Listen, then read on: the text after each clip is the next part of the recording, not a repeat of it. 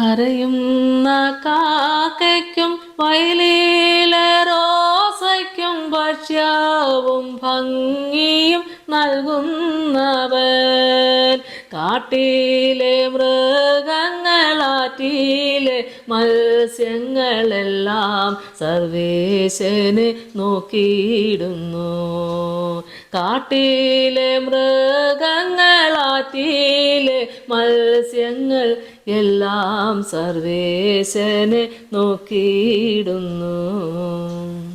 കർത്താവിൽ എനിക്ക് ഏറ്റവും പ്രിയപ്പെട്ടവര് 68 സങ്കീർത്തനം അതിൻ്റെ 12 മുതലുള്ള വചനഭാഗങ്ങൾ നമുക്ക് വായിക്കാം.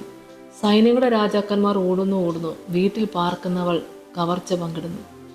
നിങ്ങൾ തൊഴുത്തുകളുടെ ഇടയിൽ കിടക്കുമ്പോൾ പ്രാവിന്റെ ചിറക് വെള്ളി കൊണ്ടും അതിൻ്റെ തൂവലുകൾ പൈമ്പൊന്നുകൊണ്ടും പൊതിഞ്ഞിരിക്കുന്നത് പോലെയാകുന്നു.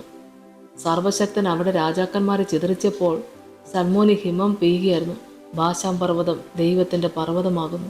ബാശാൻ പർവ്വതം കൊടുമുടികളേറിയ പർവ്വതമാകുന്നു.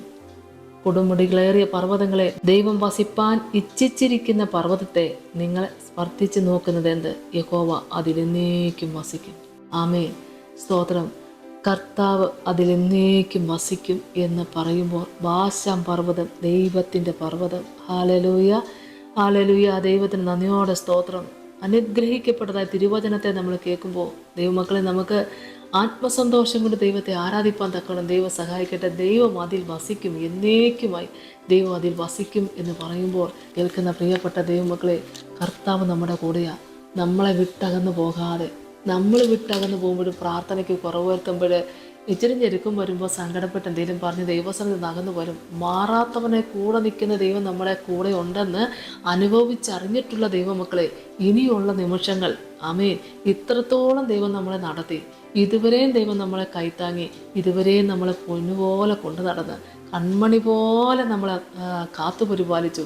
ഈ ദൈവത്തിൽ ആശ്രയിച്ചുകൊണ്ട് ഈ കഷ്ടത്തിലും ഈ ഞെരുക്കത്തിലും ഈ സങ്കടത്തിലും നിങ്ങൾ ദൈവവചനത്തിൽ ആശ്രയം വെച്ച് പ്രാർത്ഥിച്ചു കൊള്ളുക. ദൈവം അതിലെന്നേക്കും വസിക്കും. ആമേൻ. യേശുവേ സ്തോത്രം. കർത്താവേ, കരുണാസമ്പന്നന്റെ സ്വർഗീയ നല്ല ദൈവമേ, മഹാകഷ്ടത്തിലൂടെ കടന്നു പോകുന്ന മക്കള്, എൻ്റെ കർത്താവേ, രോഗാവസ്ഥയിലായിരിക്കുന്നവര്, കടബാധ്യതയിലായിരിക്കുന്നവര്, കർത്താവെ, മക്കളെ ഓർത്ത് ഭാരപ്പെടുന്നവര്, മക്കളില്ലാത്തതിനെ ഓർത്ത് സങ്കടപ്പെടുന്നവര്, കർത്താവെ, ഏതെല്ലാം വിധത്തിലുള്ള പ്രയാസങ്ങളിലൂടെ നിന്റെ മക്കൾ കടന്നു പോകുന്നപ്പാ, എൻ്റെ കർത്താവെ, ദൈവത്തിൽ പ്രത്യാശ വെച്ച് എൻ്റെ കർത്താവ് അതിൽ എന്നേക്കും വസിക്കുന്നു എന്ന് വിശ്വസിച്ചുകൊണ്ട് ആമേ സ്തോത്രം.